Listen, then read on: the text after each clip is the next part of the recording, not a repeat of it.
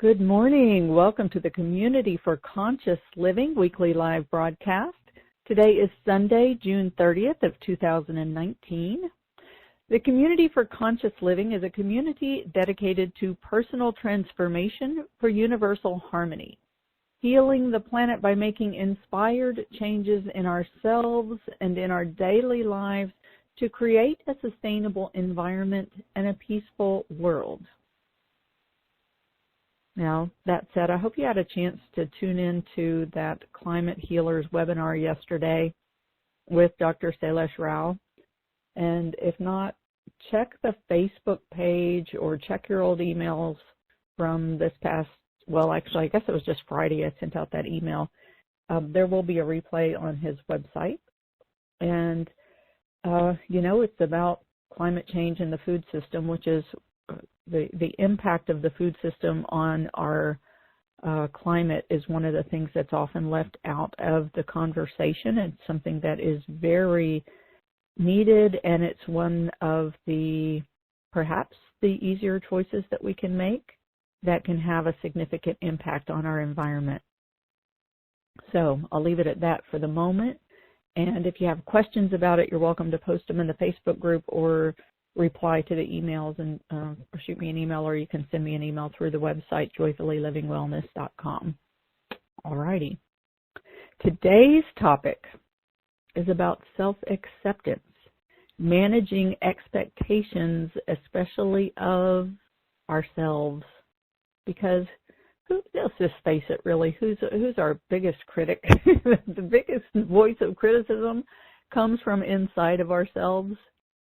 And it comes from inside of ourselves, even when it's coming from the outside, but triggering the place of uneasiness inside of ourselves.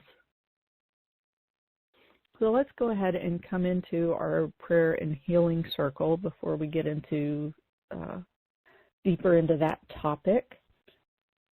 So, in the name of the one most merciful, ever compassionate, let's just come together in a circle, sitting side by side, shoulder to shoulder, elbow to elbow, knee to knee.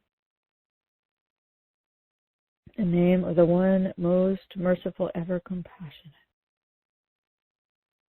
And let's come together and take a full and gentle breath. And as you exhale, just bring your heart center to face toward the center of the circle. That funnel of energy at the center of your heart space, the center of your chest. Bring that funnel as if there is an eye right in the center of that circle, of that funnel in the center of your heart, and face that eye toward the center of our circle. And let our hearts all come together and join together as one in the hub of that circle. And as our hearts come together, let's call together on our source, the name of the one, the most merciful, the ever compassionate. We call on you directly. We ask for your guidance. We ask for your healing. We ask for your help. We ask for your presence to be palpable in this session, in this time that we have together here. The presence is always there. And we ask you to help us to turn our focus and our attention and our awareness and open our eyes. Open the eyes of our face, of our senses, and open the eyes of our hearts and our souls, that we may experience your presence in a conscious and palpable way here on this planet Earth through this material form. Let's call on our source. We call on you. We ask you to please send your angels of healing, your angels of guidance. We ask you to send your prophets, your messengers. We ask you to send your saints and perfected ones We ask you to send your guides, your healers, your helpers, and all who are here, the many who are here, to help us on this journey on planet Earth in physical form, where it can get pretty darn confusing sometimes.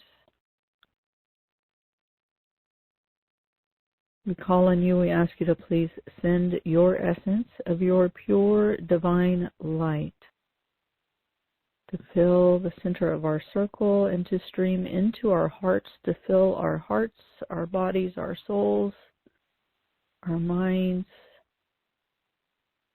and our higher intellect with your pure divine light. Let's call on this light and feel this presence of all of these beings of support who are here to help and to guide.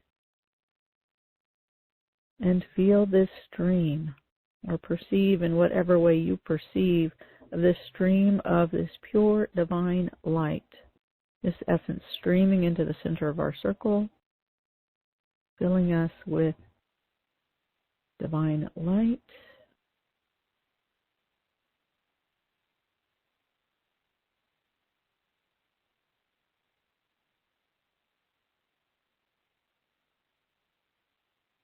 And just let your heart center rest into this essence of light.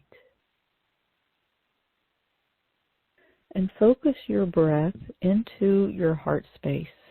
If it helps you, you can put your hands over your heart center and let that energy center at the center of your palms connect in with that energy center at the center of your chest. So let that, like you feel that electrical circuit being made there, you can kind of feel when it clicks in. And focus your breath directly under your hands into that energy space. So this heart center becomes like a breathing portal, breathing in this essence of this pure divine light, breathing it into your heart center. And as you exhale, relax, release, and soften. Let your heart space, let it fill with this essence, this pure divine light. And let it come to rest. Let your exhale release from your heart and carry into the depths of this ocean any of the clutter, any of the blocks, the barriers that are keeping the love from flowing freely through your heart. And as you inhale, draw this essence of this pure divine light in through your heart center.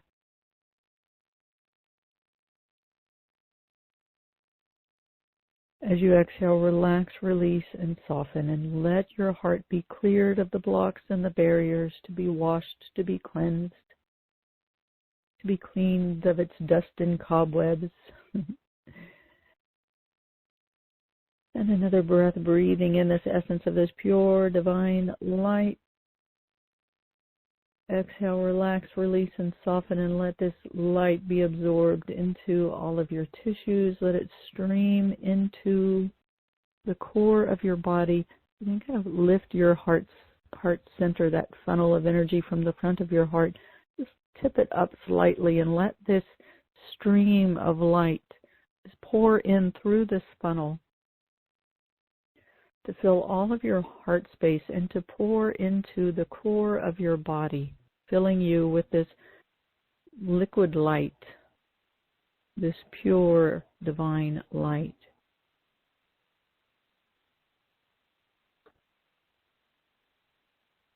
And let's call on our source in the name of the one most merciful, ever compassionate. We call on you. We ask you to send your pure, unconditional love, and perceive in whatever way you do this stream of unconditional love pouring into the center of our circle. And again, tip your heart space up, this funnel of energy at the front of your heart. Tip this up slightly and allow this pure divine light and this unconditional love to pour in through your heart center, filling your heart space and streaming in and pouring into your body, into the core of your being, filling you with this pure essence of divine light and unconditional love. Breathe it in deeply through your heart, through your breath. And as you exhale, just let it carry away, wash away any of the clutter from your heart. And trust in the wisdom of this divine essence, this presence, that it will only carry away that which you don't need anymore. You can trust in that. If it's something that you still need to hang on to for whatever reason, you'll keep it or it'll come back to you. And breathe in this essence of this divine light, unconditional love, and let it stream in and absorb into all of your tissues, all of your fluids, all of your air. Just let everything be infused with this vibration of divine light, An-Nur, and unconditional love, Al-Wadud. And from our hearts, let's call on our source, on that essence of the eternal compassion, the everlasting, ever-present compassion that precedes us and lives on well beyond us, that is not dependent or a part of, well, it is a part of, but it is not dependent on our time and space reality. It is the ocean that we are born into and created into, that exists and is always present. So breathe in this stream of divine light, unconditional love, and eternal compassion. Let it wash, cleanse, purify your heart. Let yourself be bathed in it, to be filled with it, to be infused with it. And let it also surround you and hold you, envelop you, support you. Just let it hold you. Continue breathing in that essence of divine light, unconditional love, and eternal compassion. Today's topic is about self-acceptance through managing expectations of yourself. Yourself as this being, this mirror, this reflection of divine light, unconditional love, and eternal compassion. I'm going to read from my teacher's book that I quoted in the email. It's called Music of the Soul. My teacher is Sheikh Muhammad Al-Jamal. God rest his soul. He writes, "The greatest blessing that God has given to me is that of knowing Him. This was after He helped me to know myself, which I did not know before. His help is ancient. From the beginning He prepared me to be His mirror, and also my own mirror. I see Him in my mirror, and He sees Himself also, the perfect one, in me."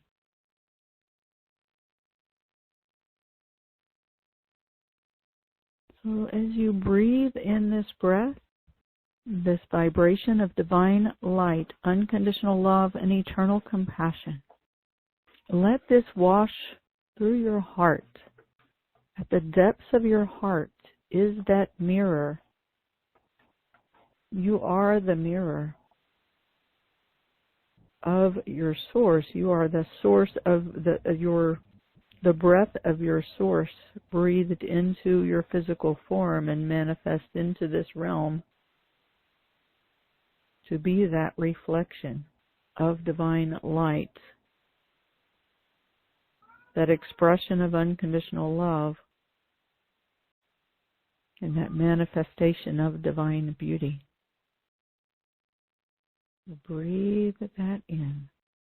Let that light polish the mirror of your own heart so that you may see the reflection of the divine within you. He also writes, it is not possible for you to enter into or to go behind the source of this mercy unless you remove all the clothes of this world.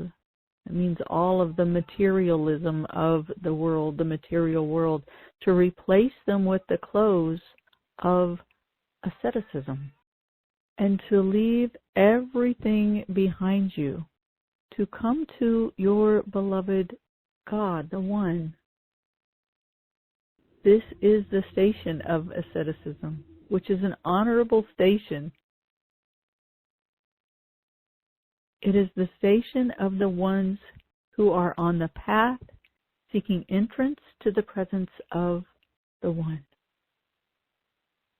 By His grace, He will raise them to this, and this is the quality of the state of the people of God. When you leave all these worldly things for that which is greater, then if God wills, this will happen for you also. Breathe that in. Breathe that in, because what he speaks of here, asceticism, is a very high station, if you will. It's a very lofty goal. Because meanwhile, here we are on these planets, on this planet Earth, and we have loved ones, we have family, we have friends, we have community. And how do we be with that yearning in the heart that wants nothing more than to just be true to ourselves? And what is at the depth of yourself but that presence of the One? The essence of God is that breath that breathes you, is that mirror inside of you. And you are the mirror of him or her or it, as it has no gender. You are this mirror inside yourself. You are the mirror. And our world that we live in is full of expectations, right? We're here and we are, by our human nature, wanting to find that love in everything. Yet this world that we live in is a world of contrast. It's a world of conditions. So how do we find the unconditional love and the pure light in this world of contrast? In this world, it is natural to want to be a part of a community, to have friends, to be included, to be accepted. We are communal beings, and we're tribal beings for the most part. Most of us are. And there's actually an innate, a built-in part of us for the tribal beings in us. That is, the tribal nature is that we stick together as a tribe, and that we have to adhere to the expectations of the tribe, because if we are to get pushed out of the tribe, it could literally mean death. And we're hardwired for survival on this planet Earth. And so we want deeply, from a deep place inside of ourselves, to meet the expectations and the demands of the tribe so that we're not kicked out and that we're not risking our lives. That is built in to this path that we're on. It's a part of it. And yet there comes that time where there's something inside of us that calls us to a higher guidance system or a deeper guidance system.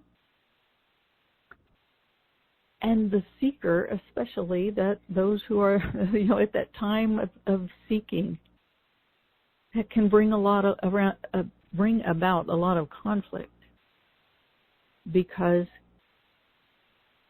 we start to be guided by the inner light,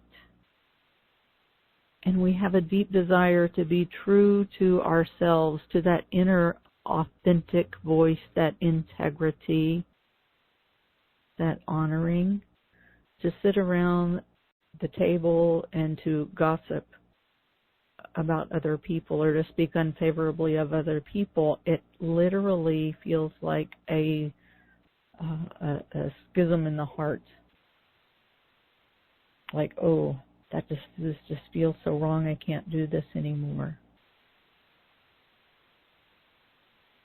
To go to the places that feel like they're not supportive of your soul, to go to bars if you've been going to bars, or to go to the places that just aren't supporting you, that you don't feel comfortable in anymore. They don't feel right. And yet, if your friends or your family are still doing these things, you want to conform because you don't want to be kicked out of the tribe and risk death, risk rejection. And this is an opportunity to really come to know yourself and the presence of God within you. It may feel painful. It may feel risky, may feel scary, because when we start to want to do something different from what everyone else is doing, they start saying, hey, what's wrong with you? There's something not right. You're really risking everything here. You're going to have problems in your life if you don't stick with the tribe and do the norm. And it can, boy, after I had was on this path, it was about 20 years ago that I left my job at IBM, and I had a decent job and a career and all of this, and I left it all, and I gave away all my material possessions and sold my house, and I packed up everything, and I went out to California to study with my spiritual teacher and to help to transition the healing school into the school of Sufi healing. And it was a big move, but it was one that my heart could not let me, there was no way I couldn't do it, because the pull inside was so strong. And boy, was my family upset. They thought I was going to live in a cult. They couldn't believe that I was giving up a good job and a career, and they just knew I was going to have all kinds of trouble. But I knew that there was no way I couldn't not do it. So it was a big risk to pull away from the tribe, because my family is very tribal, very much insistent that you stick with the tribe. And so to make that drastic change in my life on every level, and to go and live in the mountains and to leave the unit, was a really big deal.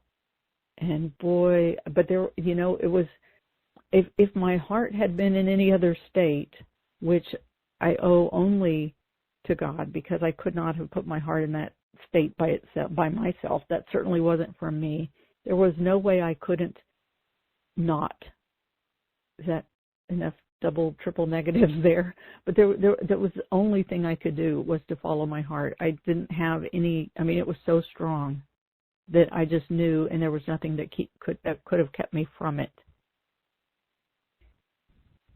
And as it all turns out, years later, it's all good. Everything is good. Everything worked out. Not without a little pain, not without some heartache, not without some struggles. but everything is good. But in that first times when our hearts start to change, like the seeing goes from the eyes and the face to the eye of the heart, and we begin to see through this eye of the heart and the soul that is focused on the lens of that deep love and compassion in the heart. And it begins to see the world differently. It begins to see yourself differently and to see the attachments that we have to this world differently. And other people begin to, really pull, because they really believe that in order to stay safe, you have to stay with the tribe.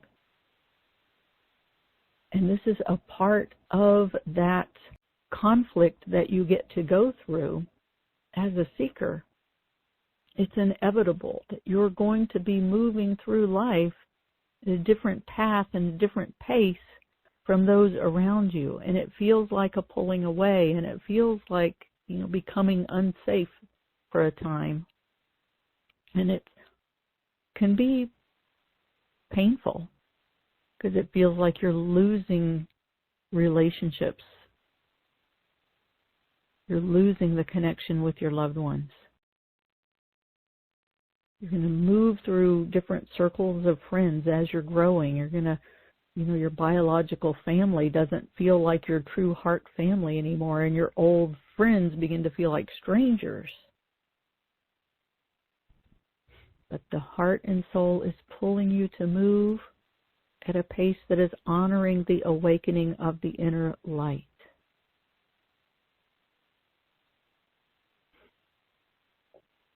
C.D. also writes, "Now you will be like a stranger in the world in which you are, yet at the same time you are not. It is as though you were only passing through it. Here you carry the holy meaning inside your heart and your soul. For this reason it is said, be a stranger in this world, love God, and then He loves you. Look not with the desire to what is in the hands of another, and the other will love you." Look at his heart and not at his pocket. And I think this is what ultimately saves the relationships. For the relationships that you are meant to maintain, as you are initially feeling like you're pulling away because you have to honor that which is in your heart, when you come to the place where you can look back at that person and you can witness what is in their heart as opposed to what is of them that is in the attachments to this material realm, like even whether it's what they have in their pockets or in their material life, or whether it's that surface thing that wants to hold on to you to keep you safe according to what they believe will keep you safe. Regardless of where their attachments to the material realm are, if you can look beyond that and witness into their heart, they will feel what you are witnessing, and it will be reflected for them, and they will appreciate that in a deep way. When you can do that also for yourself, you will find comfort in your own heart.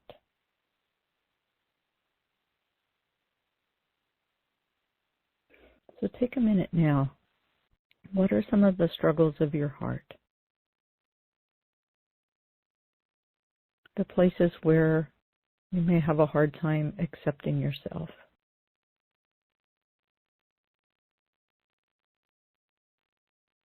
I can give another example. Having been gone away from my hometown, I was gone for 36 years and just came back a year and a half ago to live with my dad, who are now coming up on his 97th birthday. And I was used to being on my own and living in my own way. I never forget, as I'm a pretty dedicated vegan. And when I first got to a full transition where I had no animal products in my home and in my kitchen, and my kitchen could be my own with my own rules, and I didn't have to have anything in there that I didn't want, it felt so good. Well, now I've come back to a home where, that is not the case, and I am still eating vegan, but not in the way, still in the way that I like, because I'm, taking care of my dad, and he doesn't eat that way. And just everything really about the lifestyle, the television and and the times of waking up, the times of going to sleep, all of this is centered around his needs right now. And, the voice comes in a lot that says that, oh, what about my prayers and my practices and my, and this and that and my work? When my sister came to visit, and she was here for a whole week, and she took care of everything, and I just put myself in my room, and I was really getting through my work. I was getting so much done. And then she left, and now I'm back at a snail's pace, and sometimes the voices come in and say, why can't you get it done? You're not moving fast enough, and you're not doing what you really supports. For me, it's supportive of the heart and soul. It really feels good, and so that voice comes in, and I start to beat myself up. And, I have to recognize, okay, by what measures am I using to beat myself up here? Where is this coming from, And I have to remember that to turn that eye of the heart toward the inner and into that place of self-acceptance and self-love, to recognize that I am here on a path that is not always going to go at the pace that I think it should go, and not always going to be able to be. I read to you today from this chapter of asceticism. And what is asceticism? Asceticism, it's that honoring the family and honoring the parents is very much, that in itself is a very holy thing. I've been away and doing my own thing for all of this time, and now to come to a place where I kind of have to let go of some of that to be present with my dad, who lives in a different lifestyle. And it's like, oh, that letting go of even the stuff that it feels like kept me in the very aligned place. Now I have to recognize the gifts and the service and the holiness in this new place. Even if the new place means that I'm watching the Astros game and cheering on side by side with my dad, which is a very different kind of prayer space to be in. So the expectations can be very different depending on where you're placed in the moment and what is being asked of you. But where do the expectations come from? And, honestly, sometimes I say, well, is this right? Or is that right? Or should I be doing more of this? Should I be doing more of that? And at the same time, it doesn't matter. It matters, and yet it doesn't. Because if you can be completely present in the moment with what is, you can hear the voices in your own heart and in your own head and the questioning. And to be present with that, you can through that questioning and through that inner dialogue and through that, like the struggle in your own heart, you can come to know what is behind that. Behind that questioning and that struggle is a place that deeply desires to do what is in the highest, what is the most aligned. And behind that desire is a deep yearning in your heart. And the deep yearning in your heart is to return in a very conscious way to your connection, where you never lose your connection. And so let yourself just fall deeply into your own heart as you sit with the questions in your heart. So is there a question in your heart? Is there something that you're struggling with? If so, take a minute and be present with it and just feel the struggle in your heart. Hear the voices in your heart. And if you can, if there's voices of criticism and judgment, let's just, as we say, open the can of whoop-ass and kick the voices of judgment and criticism out and be with what is the struggle. What are the voices of struggle? I want to be here and I want to be there, and there's a struggle. There's a lack of clarity here. I need some help. I need some guidance. What's the struggle? And take a deep breath and just sit in the presence of those voices that struggle. And feel like the desire, the need inside of you and the desire inside of you. Breathe into that.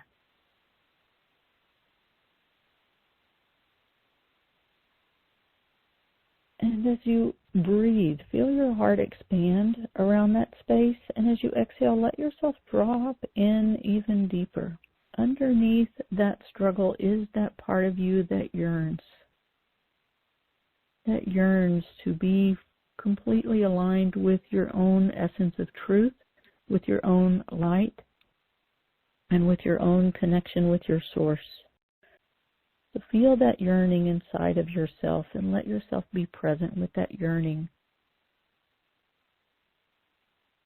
Let your heart be pulled by that yearning. That yearning is like a tractor beam that can really guide you deeply and deeper inside yourself. So let yourself be present with that and breathe that light and love and compassion into the depths of your heart. And let it carry you into that place that knows your pure light and your connection with your source.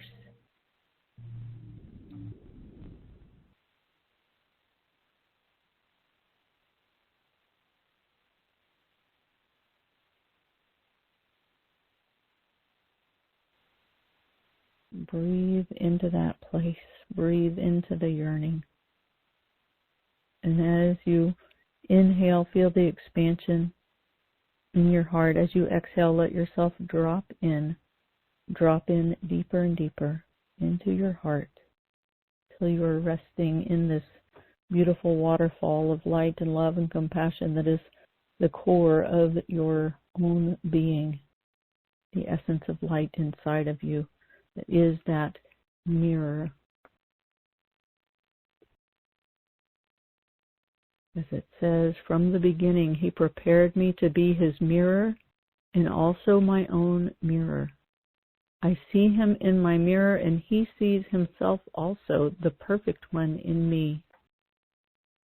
And this is how we come to know that perfection inside of ourselves and that presence and that essence of the one at the depth of our own beings. It is when we let go of the ascribed meanings of the outer, the meanings that we ascribe to the outer world, and allow ourselves to just drop in deeper and deeper into the heart, into the center, this journey to the center of yourself, where you come to be present with this mirror inside.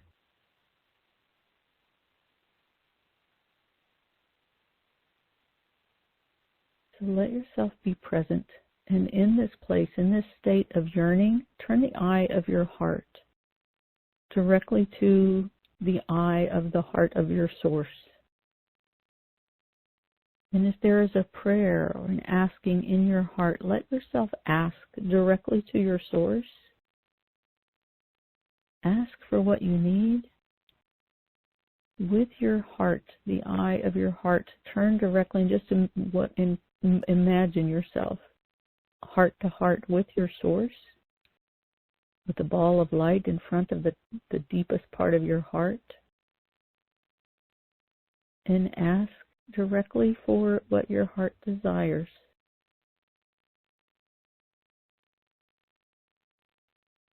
And let your heart open and reach for this stream of light, this vibration that is coming in response.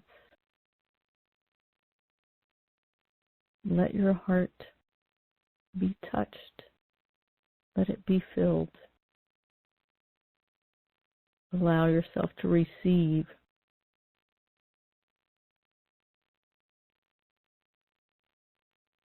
Allow yourself to be transformed by the light of your own source, which is the light of your own being.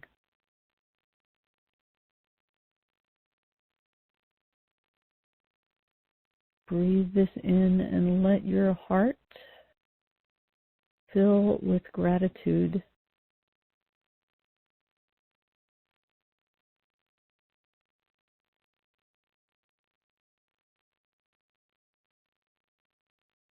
And if this feels right for you, you can make the daily prayer. It says, help me to see through your eyes, to hear through your ears, to understand with your heart of love and compassion.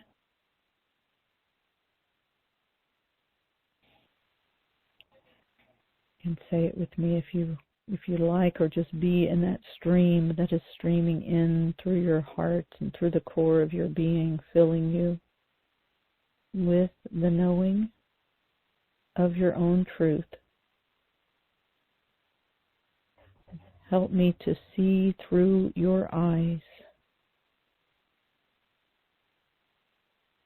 Help me to hear through your ears.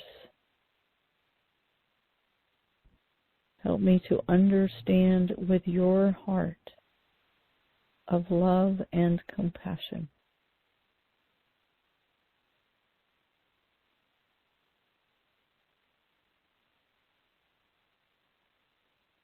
Breathe that in, receive, and let it land.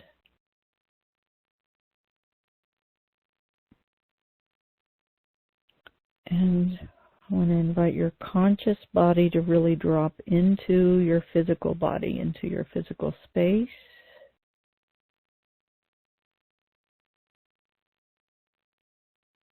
And stretch out your feet and your toes and feel their connection with the earth. So this state of being is fully present in your physical body and fully grounded on this planet Earth. That you be this essence of your own light in physical form on planet Earth, fully present.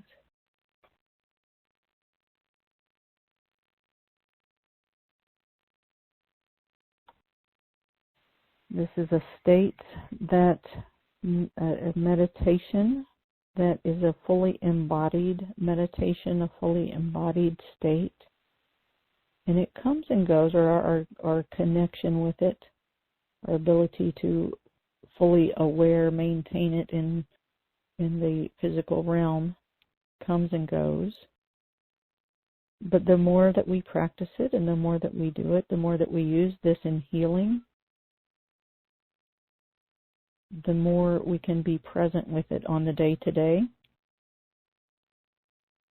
This is not a meditation that you go away out of your body and you do, and then you come back and resume life as normal, or as what used to be normal.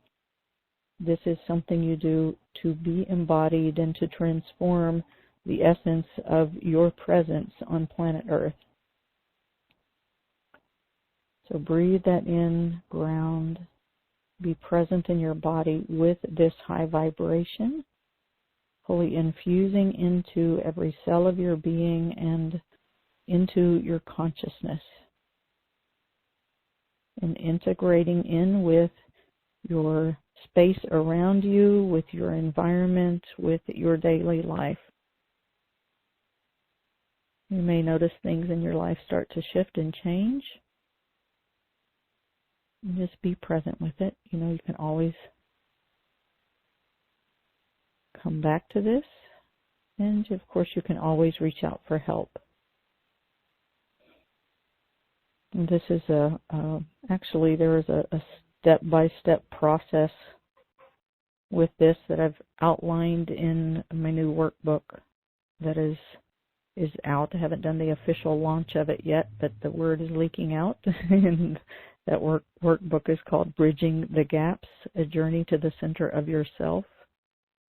Bridging the Gaps, A Journey to the Center of Yourself. And it is available on Amazon. And I'll be sending out more information about it, of course. For now, I'm going to open up for the Q&A. If you're listening to the recording, you're welcome to join us live on Sundays at 10 a.m. U.S. Eastern Time, 7 a.m. U.S. Pacific. To find out how to join us, visit joyfullylivingwellness.com. While you're there, you can pick up your copy of the 10 Spiritual Principles of Our Human Existence. So one sheet that you can print out, multiple copies, and put it everywhere to remind yourself of the truth of who you are and what you are and why you're here. Because there are way too many things in this world that will take us off center and out of ourselves and make us think that there's something else we're supposed to conform to other than this inner light. So we owe it to ourselves to remind ourselves as much as possible of this essence of truth inside of ourselves and the truth of our journeys. So again, that's joyfullylivingwellness.com. That is the 10 Spiritual Principles of Your Human Existence. And you'll receive reminders to join us on Sunday mornings at 10 a.m. U.S. Eastern Time, 7 a.m. U.S. Pacific. And with that, I'll stop the recording and open for the Q&A.